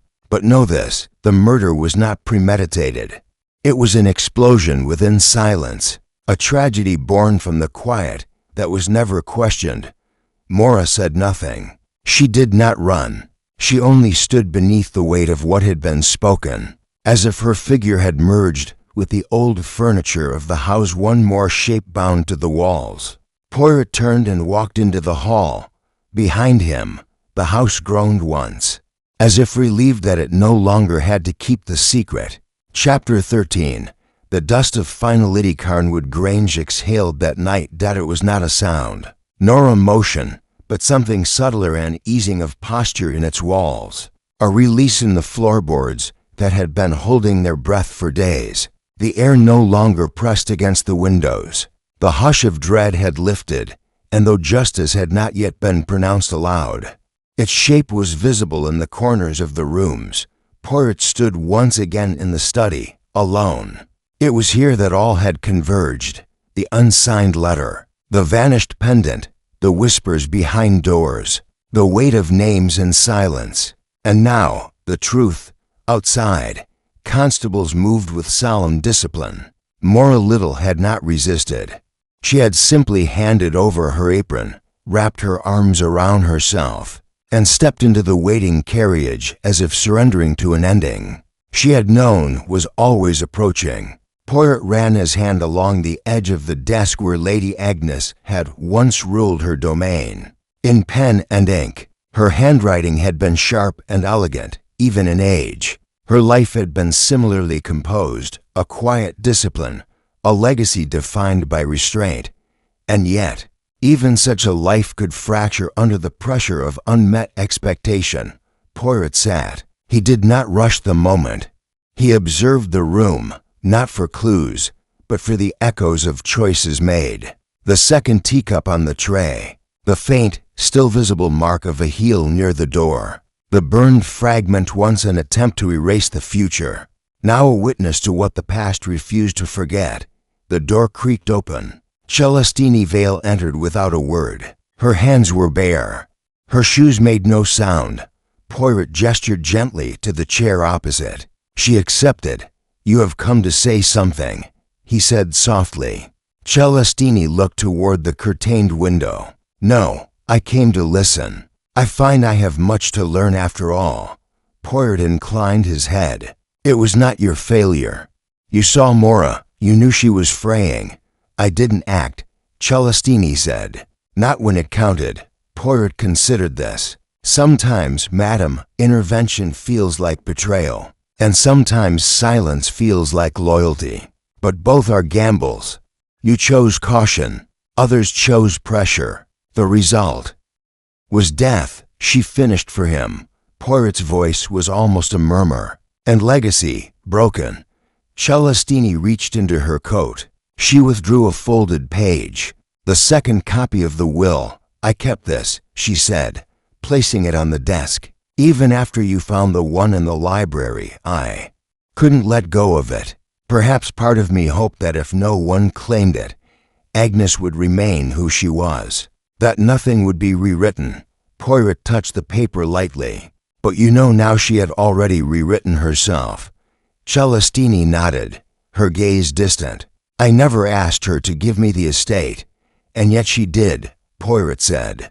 "Not as a gift but as an instruction, to preserve what she believed mattered. You were the last person she truly trusted." Celestine did not speak for a long moment. Then she said, quietly, "I think I will sell the Grange." Poirot did not react. "I'll keep the grounds. Perhaps," she added, "a small cottage near the yew trees. But this house, it holds too many echoes, too much that was preserved only to be hidden." "A wise choice," Poirot said. "The house has served its time." As she stood to leave, she turned once more. "You were right, by the way, about—" Celestine offered the faintest smile. "The key wasn't the emerald or the will. It was the letter. That broken, unfinished thought." Poirot nodded. "Yes, because an unsigned letter has no power until someone fears what it might have said." She left without further words. The door closed gently behind her. Poirot remained in the study a few minutes longer. Then, rising, he crossed to the bookshelf, not the false one, but a genuine row of unread volumes. He selected a thin, yellowing copy of the Meditations of Marcus Aurelius, opened it, and ran his fingers along the inside cover. Lady Agnes had written something there once. In faded ink, "What we do in silence, we carry forever." Poirot closed the book later. In the entry hall, Inspector Poirot met him beside the fire. The constables had departed. Only the dying embers glowed. "It's done," Poirot said. "Charges won't be light, but I'll ask the Crown to consider." The context, Poirot offered a mild smile. "It is not mercy to see a soul clearly. It is justice." Poirot nodded once. "You'll return to London?" "Oui," Poirot replied. "There's a train at dawn. I shall miss the fog." Poirot chuckled. "You're welcome to it." As the inspector turned away, Poirot took one last look up the stairs, toward the gallery of ancestral portraits. Their painted eyes stared back, some noble, some tired, none innocent.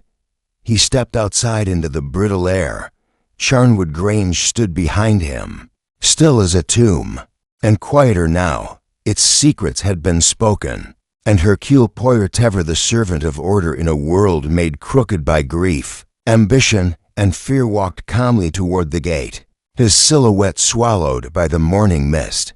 Chapter 14. The quiet that remains. The train pulled away from the station with a sigh of steam, and the gentle clatter of wheels on frost-laced rails. Hercule Poirot sat upright in a first-class carriage, his overcoat neatly folded, his gloved hands resting upon his cane. The scenery beyond the window passed in long silver ribbons, bare trees, stone fences, the occasional startled rook taking flight into the pale sky. But his mind was not on the landscape. It was still in Derbyshire. Charnwood Grange, for all its grandeur, had begun to rot from within long before Lady Agnes's murder. The tragedy had not introduced that rot, it had simply made it visible.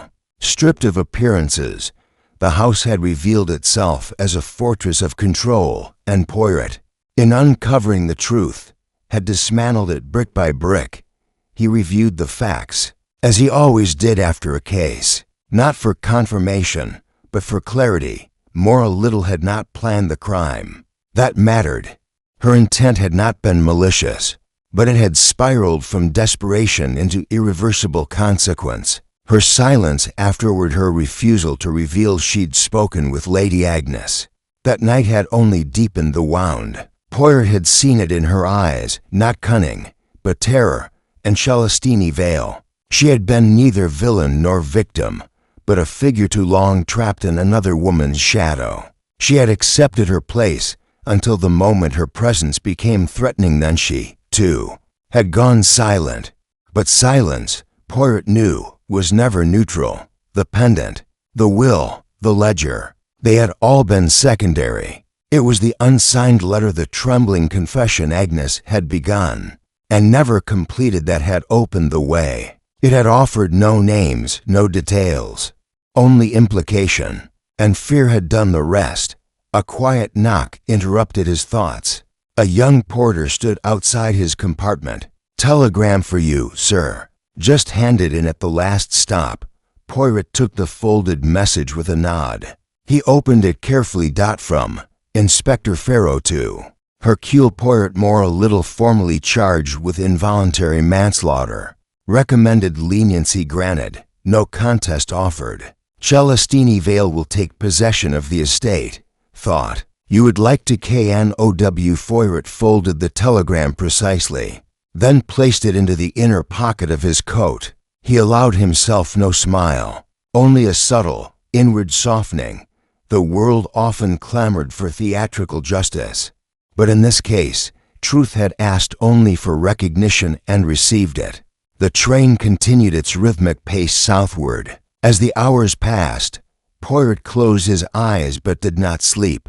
He drifted instead into that curious liminal space between rest and thought, where his little gray cells could wander. He thought of Hastings so often at his side, missing now these quiet country cases. What would his old friend have said about the affair at Charnwood? Likely something skeptical and sentimental. Surely a maid couldn't have done it, Poirot. She looked like a frightened kitten. Poirot smiled at the imagined voice. Mais oui, mon ami, but it is often the kitten who scratches when cornered.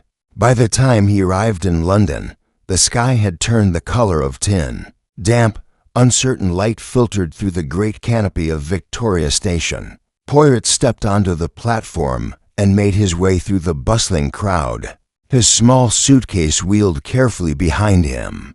His driver met him with punctual formality, and soon he was gliding through familiar streets, once more tea shops, clubs, newsboys shouting headlines that had nothing to do with Charnwood.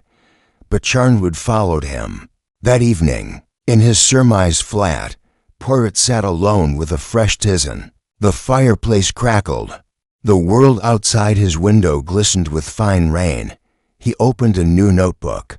Across the first page, he wrote, "The shadow who smoked her pipe, a study in silence, inheritance, and the grief of unseen people." He paused, pen poised. The title, of course, was not literal. Celestine Vale's pipe had been a symbol, one of many. It had signaled presence, control, the dignity of someone who had learned to be heard without speaking.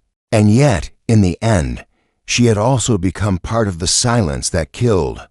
Poirot began to write, not for the police nor for a court, but for himself. He recorded not only the sequence of events, but the feeling of the house, the slow creak of resentment in its floorboards, the cold pride in its portraits, the strange tenderness of Agnes's unfinished sentence.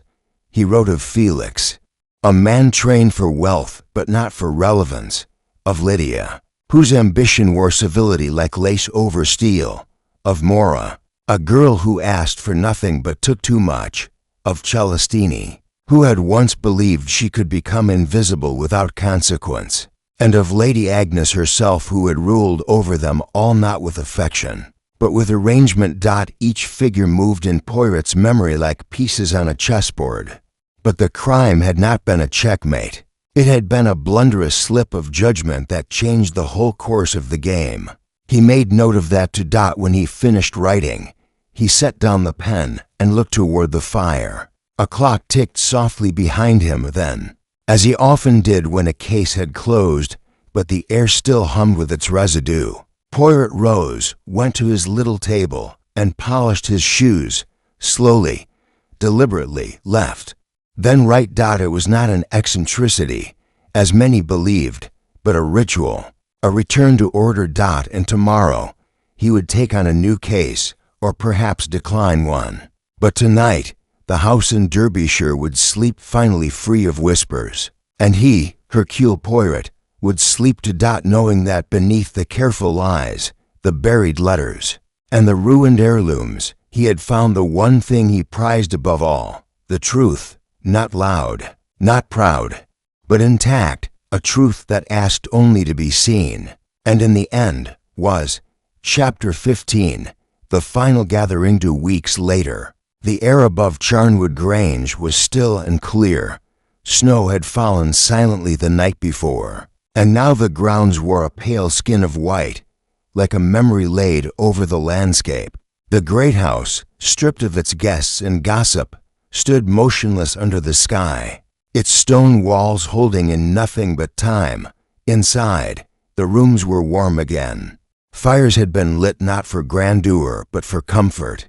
The house no longer echoed with unspoken motives.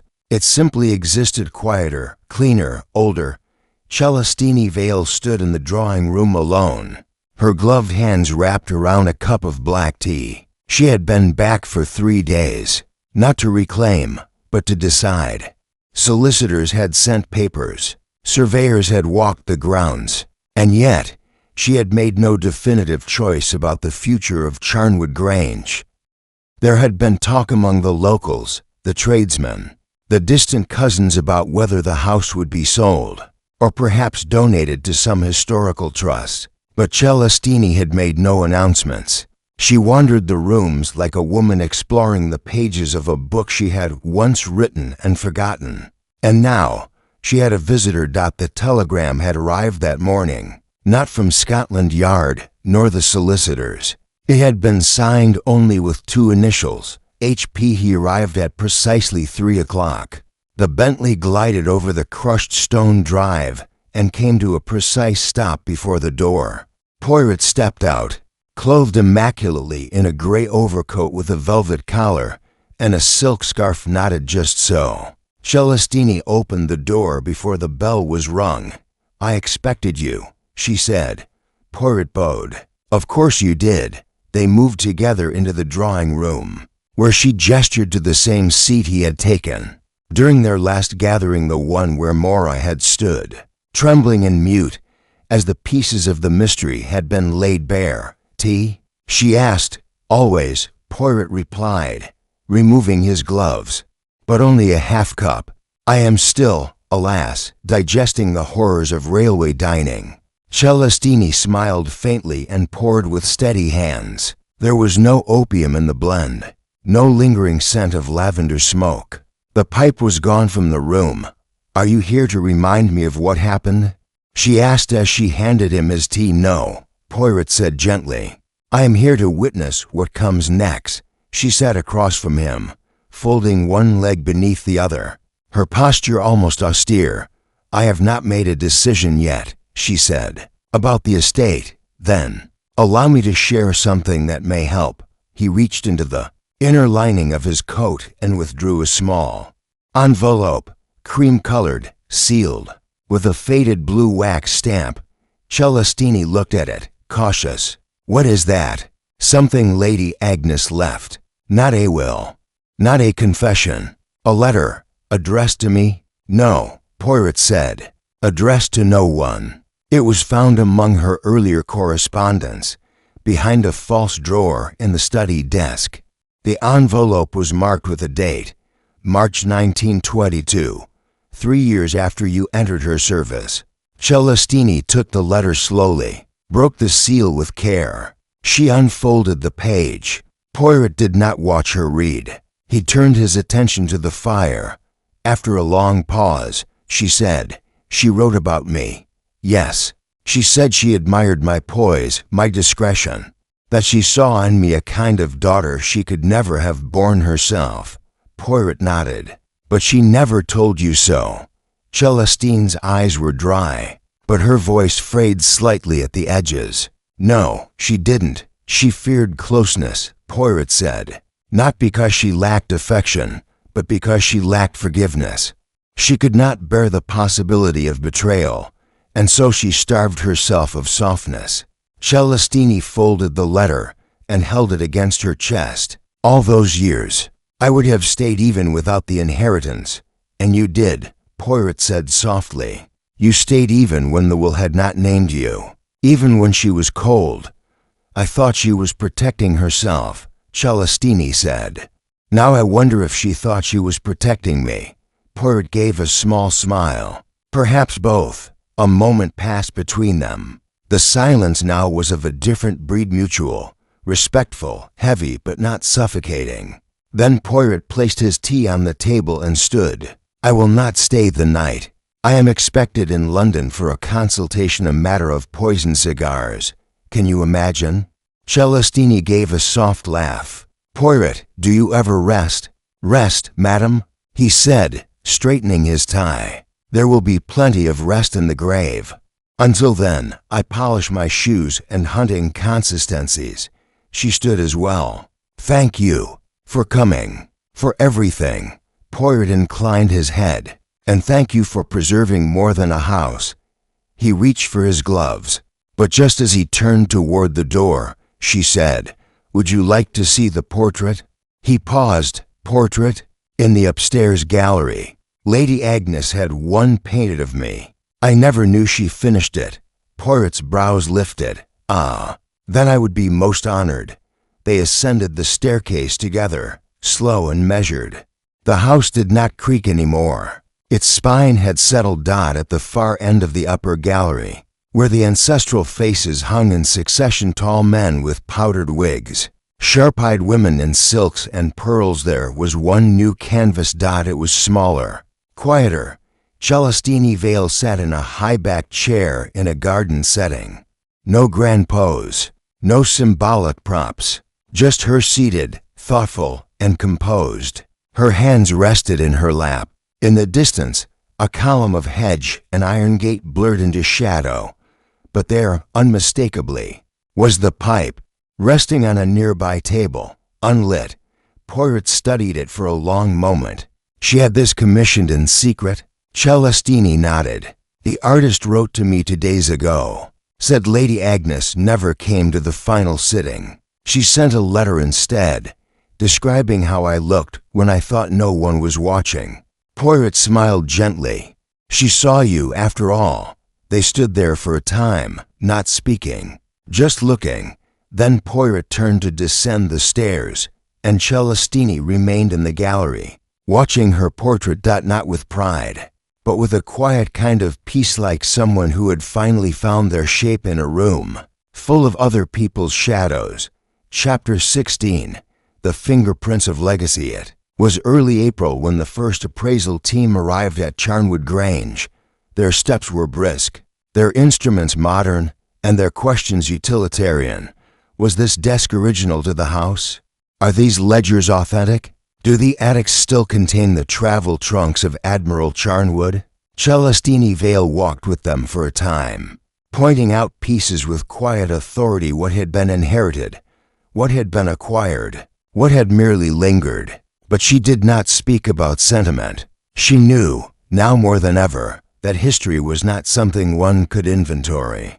It bled into wallpaper, into floorboards, into the invisible echoes that had once shaped every conversation in every room. After 20 minutes, she left the appraisers to their task and retreated to the west-facing morning room, where the light poured in through the tall windows and the house seemed, for a moment, not haunted but simply old.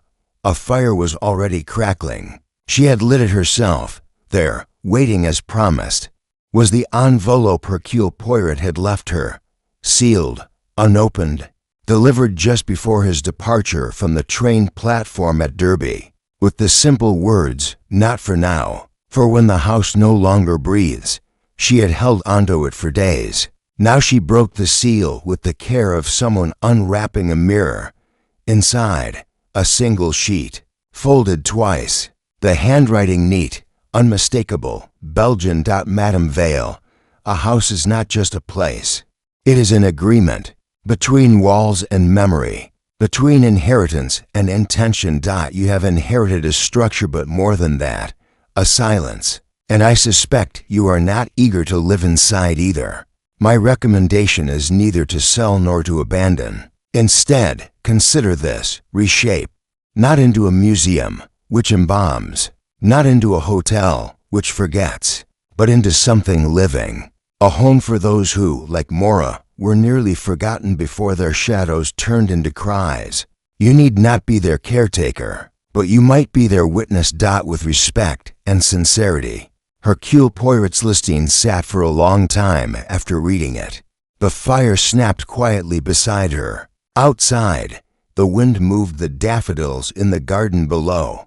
For a long while, she had believed her place at Charnwood was conditional, that she had survived by being still, by taking up as little space as possible. Lady Agnes had prized control. Celestine had learned to mimic it.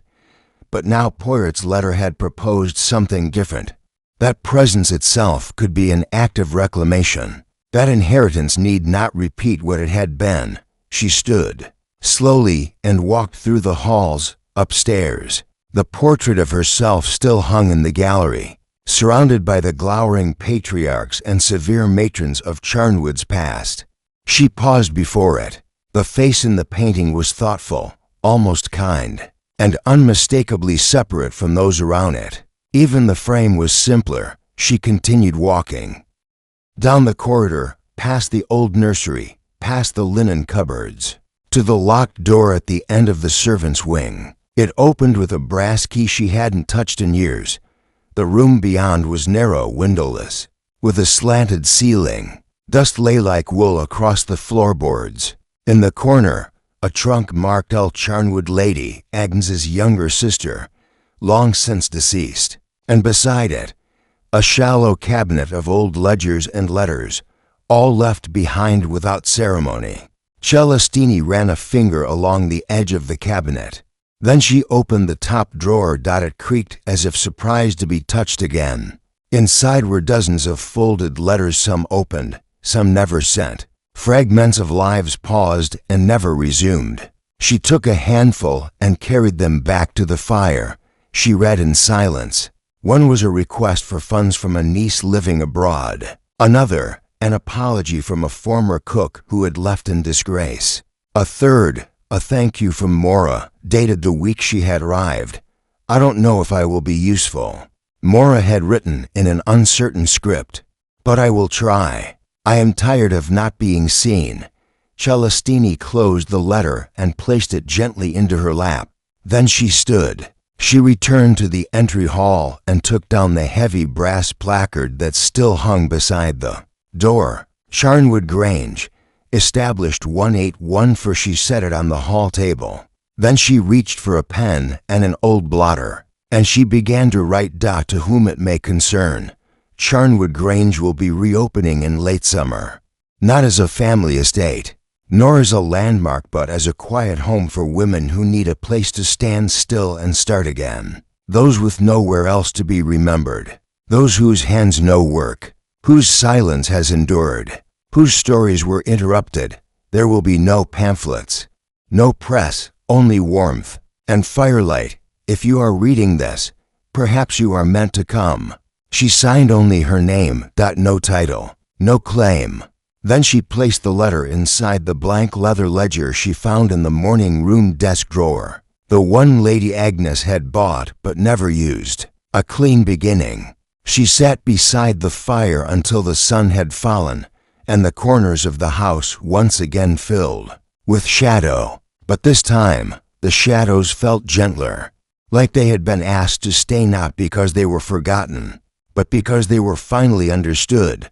When she rose, the rooms seemed taller, the silence no longer judged, and as she passed the portrait gallery once more, Celestini paused beneath her own image and whispered something aloud. Only 5 words.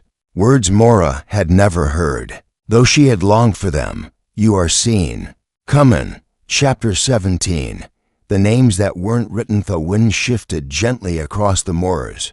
In early May, brushing the edges of the countryside in softer tones, grass grew again along the flagstone paths of Charnwood Grange.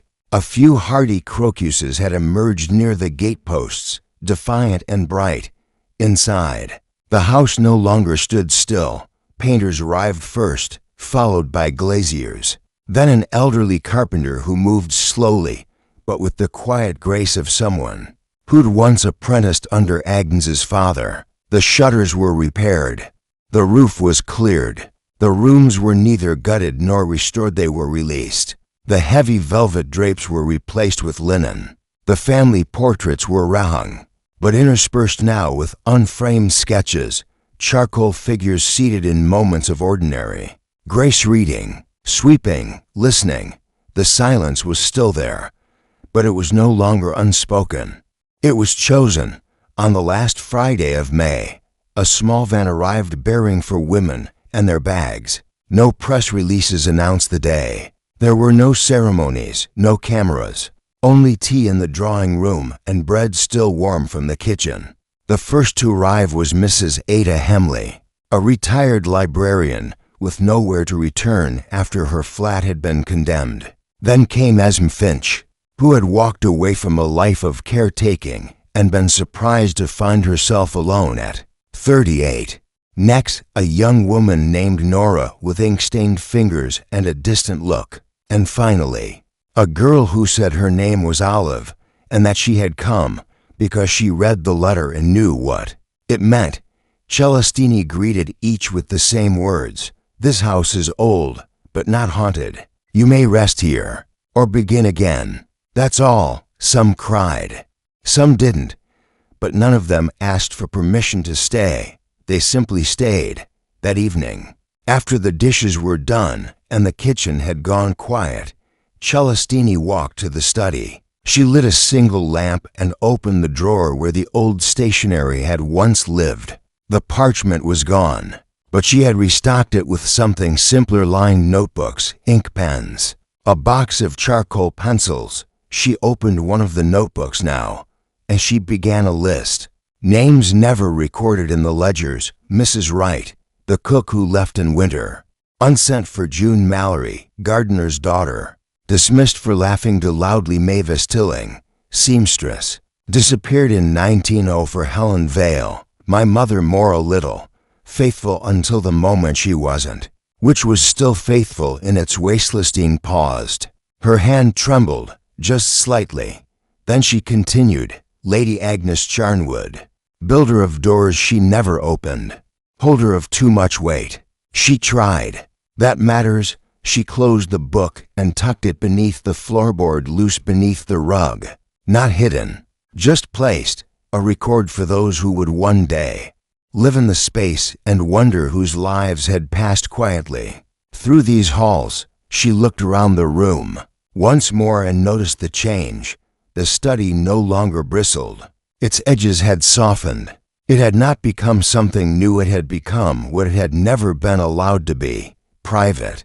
Gentle, unfinished. That night, the house breathed like a thing newly waking. In London, Hercule Poirot also sat at a desk. His apartment on the third floor of a modest but elegant building near Surmise was quiet, save for the faint ticking of a clock and the rustle of the newspaper folded at his elbow. He had not spoken of Charnwood since returning, but he had thought of it often, not of the crime, nor even of the solution, but of the aftermath, of how, when a murder is solved, there remains still the matter of what the place will remember. Most crimes do not vanish with conviction. They live on, etched into rooms, habits, and absences. He had wondered what Celestini would do with that truth.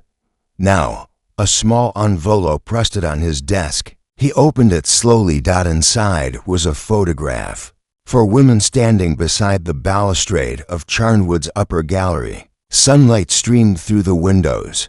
One of the women, older, held a teacup. Another leaned with a pencil tucked behind her ear. They were not smiling for the camera. They were simply present. Poirot turned the photograph over. Written in simple black ink, "The house is quieter, but it does not feel alone. C.V." He looked at the photograph once more and smiled. Weeks passed. The world outside turned greener. Guests came and went. Some stayed for days, others for seasons. None were turned away, provided they understood the rules. You are not here to be watched. You may speak your name or not.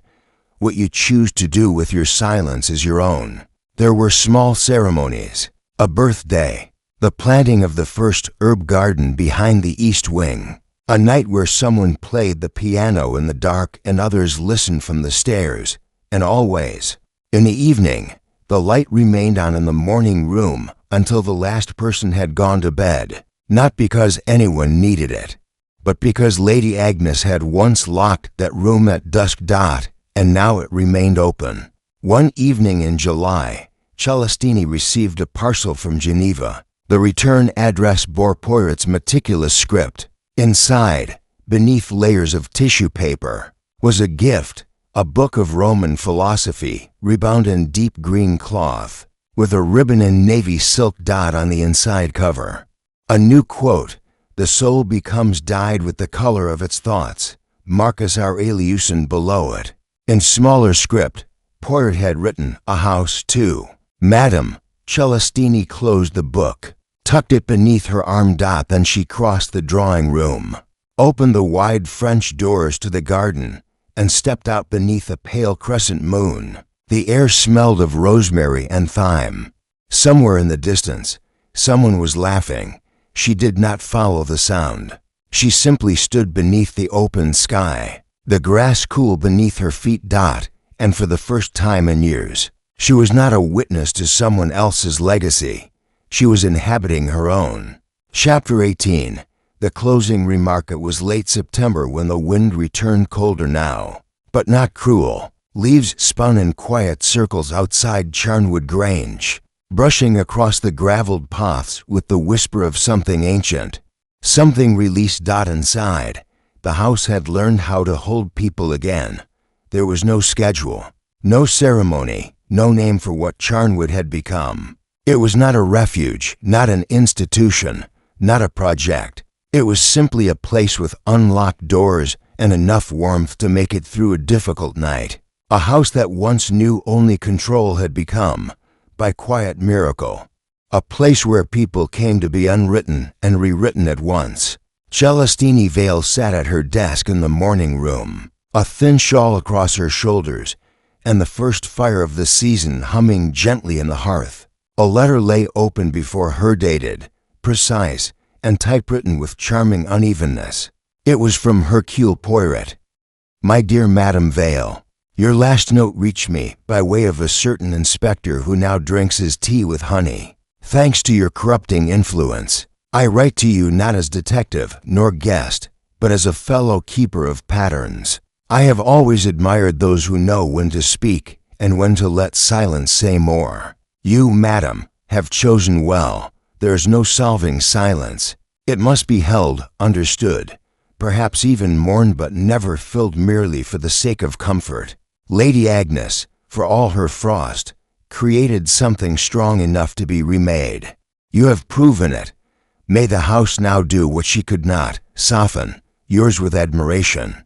Hercule Poirot's listing folded the letter with care and slid it between the pages of her notebook. She had filled 3 of them now, not with accounts or plans, but with names, overheard conversations, bits of poetry, memories recovered from half-forgotten corners. She recorded not facts, but presence, as if to say, someone was here, that night, as the house settled into its autumn rhythm. A visitor arrived just past dusk. A woman in her 40s, hair clipped short, coat threadbare at the sleeves. She held no luggage, only a letter. Celestini greeted her at the door. "I read what you wrote," the woman said. Voice uncertain, Celestini nodded. "Then come in." They did not ask names, not at first. That was the agreement. The woman was shown to a room once used by a Charnwood cousin who had disappeared into the colonies and never returned. The bed was small. The view overlooked the orchard. There was a notebook and pencil on the side table. She stayed. Others came too, one by one, never many, never announced, as if the house itself whispered to those who needed it. And always, Celestini welcomed them the same way. No signatures, no contracts. Just this: "You are here now. That's enough." And though Lady Agnes's portrait still hung in the upper gallery, and her emerald pendant had been placed in a glass case not far from the hearth, it was the unsigned letter that had come to define the house.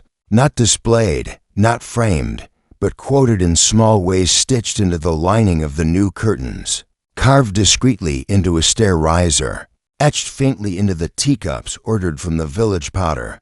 "If something happens to me, look to the one who never asked for anything, yet needed everything." Mora's name was never erased. It was spoken with the rest, gently, as part of the truth. One October morning, Celestini received another envelope from London, this one bearing only a call-in card, "H.P. retired, not idle." Inside, a final note: "We are all haunted, Madam. The difference lies in whether we pretend otherwise. Charnwood no longer pretends. It remembers. And that, I believe, is a kind of peace. Bravo." Celestini did not write back. She didn't need to. Outside, in the turning leaves and the low fog that now wrapped gently round the walls of the old estate, the silence was no longer suspicious. It was alive, holding more than it once could, carrying the weight of what had happened, and making room for what still might.